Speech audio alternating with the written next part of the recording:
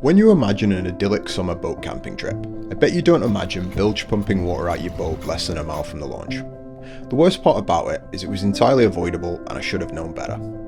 That's a tough pill to swallow when you're only 30 minutes into a 3-day trip and all your camping gear is strewn across the beach trying to dry out. Let's put it this way, it's not exactly the confidence builder you hope for right out the gate, but what came after that was worth every second.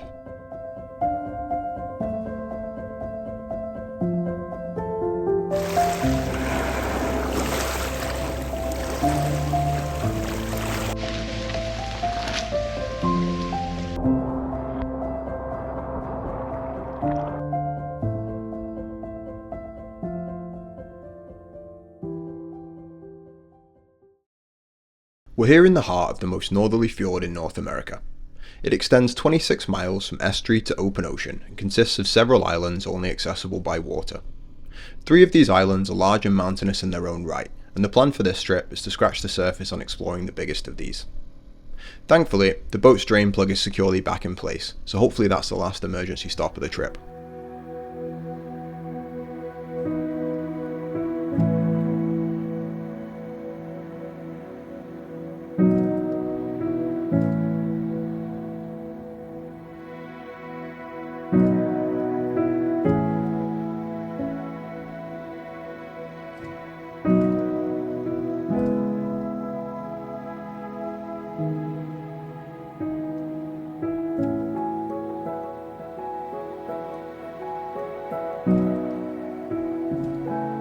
We've chosen our Striker inflatable boat again for this adventure. It's rugged, comfortable, and most importantly, it packs into the back of my car until I can get my hands on a trailer. Anyway, as you can see, it's currently full to the rafters with camping, fishing, and crabbing gear, and we have nowhere to be for the next 3 days, which is exactly how we wanted it. As we put civilization and our rough start behind us, the largest island in the fjord quickly began to dwarf everything around it. We crossed through an open channel sandwiched between islands and slowly approached a secluded rocky beach. Low tide was almost upon us, so we lugged our bags up to the tree line and jumped in the ocean to cool off before getting camp set up. Woo! Not too bad, it's chilly, but get used to it.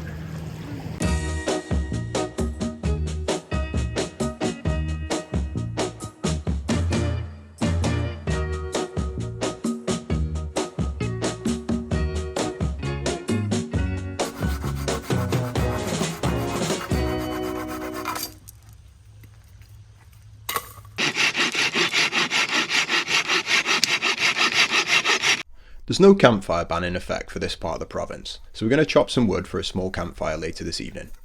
We're getting the collecting and processing out the way now, so we can enjoy a delicious dinner and wind down in front of the sunset.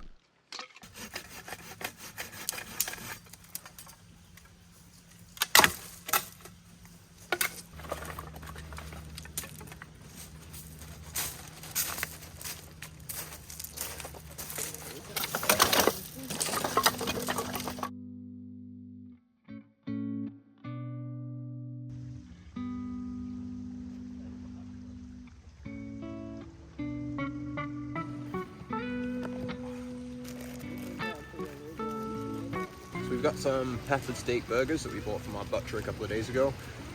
We pre-cut them last night just to save on the gas, so we're going to throw them on the pan, heat them up, and then we're going to have some burgers for lunch.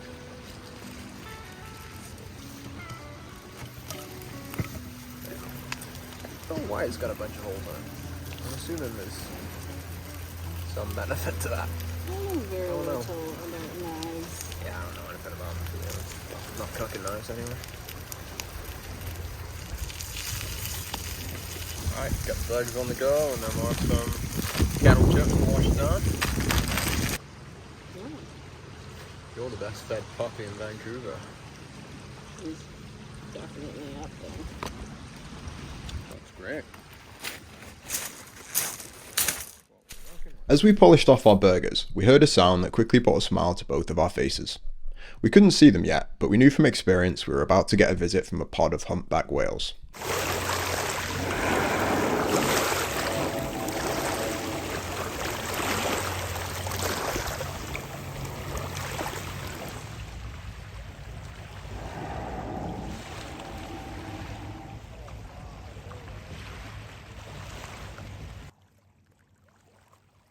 What an incredible way to finish off the first day of our trip. We're always humbled to encounter these amazing mammals, as they have the uncanny ability to make you realise just how small you are when compared to the vastness of the world around us.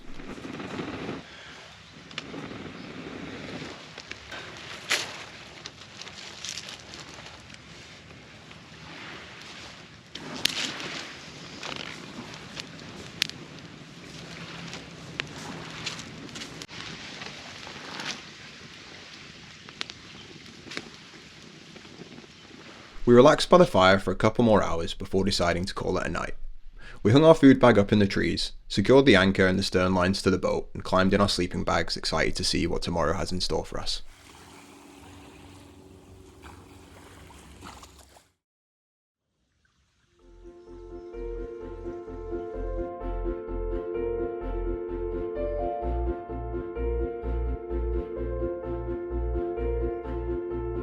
As the sun climbed up the eastern face of the fjord, we cranked up the burner to make some fresh coffee.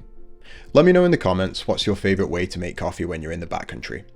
We've used these disposable Starbucks sachets for many years now, but I think it could be time for a change shortly if we can find a better option.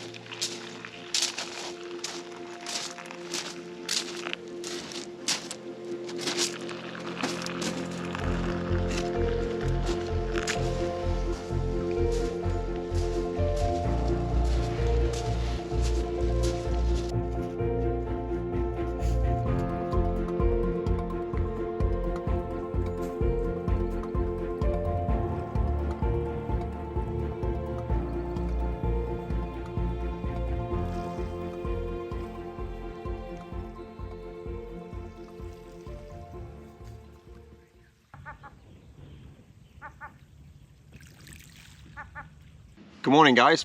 Welcome to the morning of day 2. Oh, hi Murphy.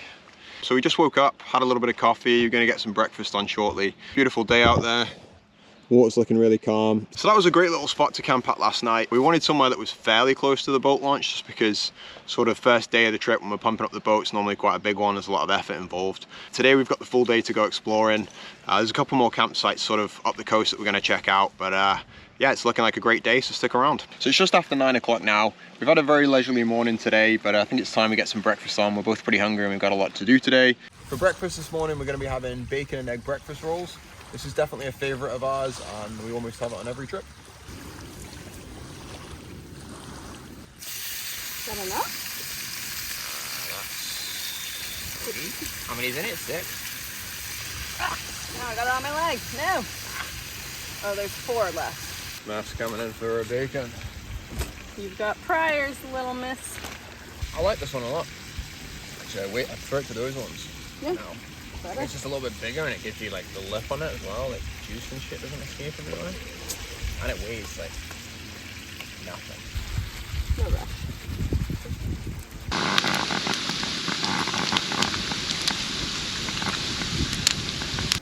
Bacon's nice and crispy, so we're going to get the eggs on next. I don't want to get hit by this.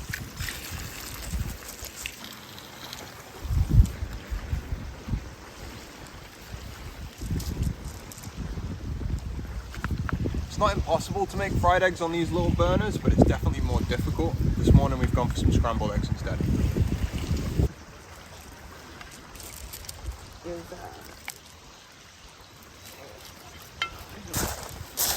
They look pretty good. Come on. Thanks, babe. This looks awesome. Well, do my part. Thank you. If I'm honest, we could have sat here and drank coffee for the rest of the morning, but the waves were building and the day was getting away from us. We broke down camp, loaded the boat and hit the water again to search for our next campsite further around the island. It's worth mentioning that we're still early in our boating careers, so when we started seeing whitecaps cresting on the surface, that was a good indication that it was time for us to find camp sooner rather than later. I'm sure many of you guys will know this, but when you're travelling in a small open boat like ours, swell size and wave period are equally important as wind speed. For example, today's forecast only called for 5 knot winds, but the swell was predicted to be 2 foot at 4 seconds, which is right on the upper edge of where I like it to be.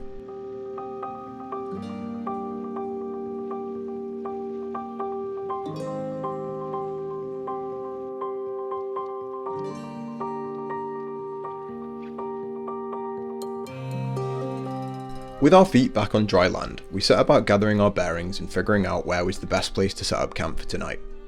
Judging by the well-maintained grassy green and the makeshift table that's been fashioned out of driftwood, this is clearly a popular spot with the locals. For this reason, we anticipated that we might be joined by other boaters or paddlers tonight, so we decided to make the call to set up camp right away while the going was good and the choices were plentiful. It was a good opportunity to quickly whip up some chicken pitters for lunch before we head into the forest to explore further on foot.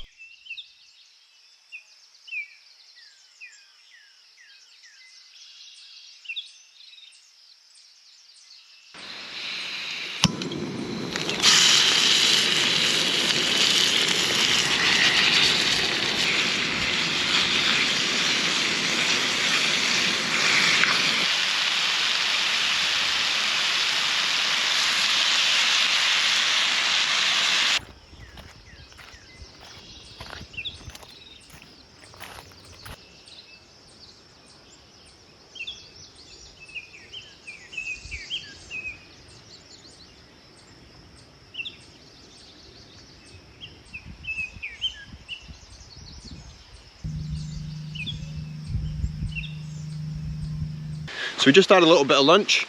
We had chicken, peppers, onions in pita breads, sort of in the middle and then rolled up as one. Just about to go for a little hike now up to the sort of height of land on this island. It's not very far, it's about 10-15 minutes. Yeah, it'd be good to see what it's all about.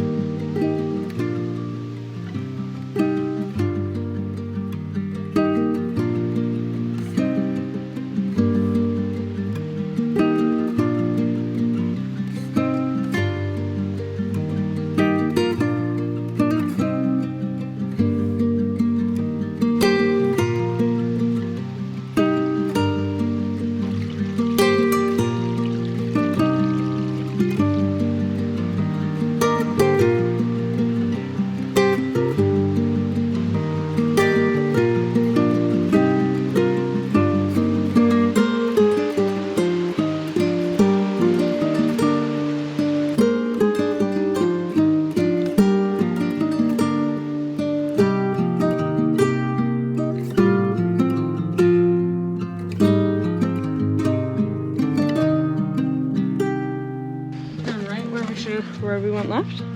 Yeah, sure.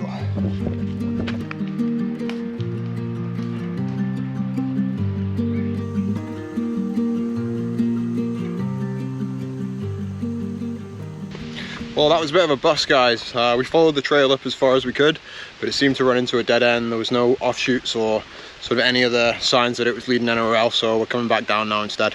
There is a nice waterfall though, so I think we're gonna go and do a little bit of a cold plunge in one of the pools, cool off a little bit, and yeah, get some of the salt off us.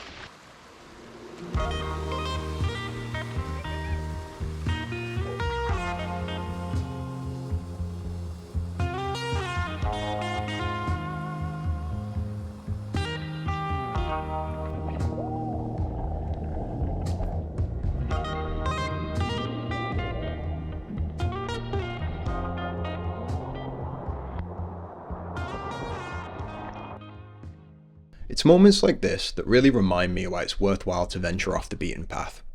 There's no better way to show you this than from the air, so it seems like a fitting time to throw the drone up.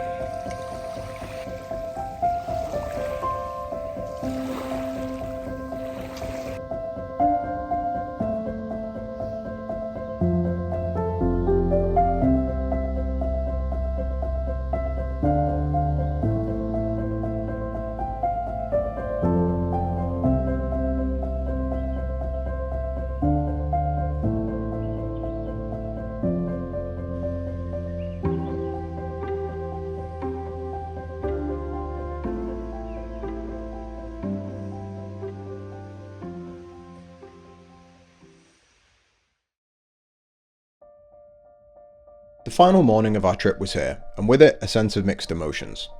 On one hand, I'm sad that this adventure is coming to an end, but on the other, I'm ridiculously excited to do more of this and see where this road will take us. With the sky appearing to get greyer by the minute, we skipped breakfast and made sure we left camp by 7 AM. It was a lumpy ride home, but a scenic one nonetheless.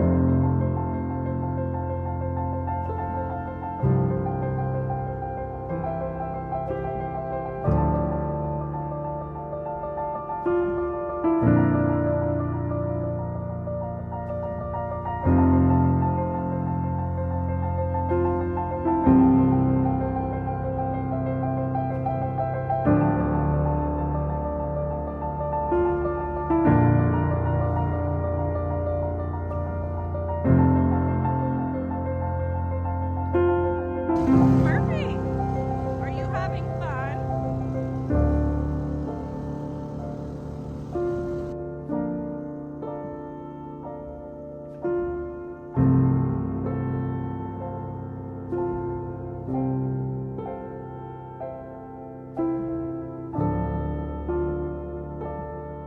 If you're still watching at this point in the video, I want to say a massive thank you to you. It means so much to me that you choose to spend your time with us, and I really hope you subscribe if you haven't already. Thanks so much for watching, have a great day, and I'll see you in the next episode.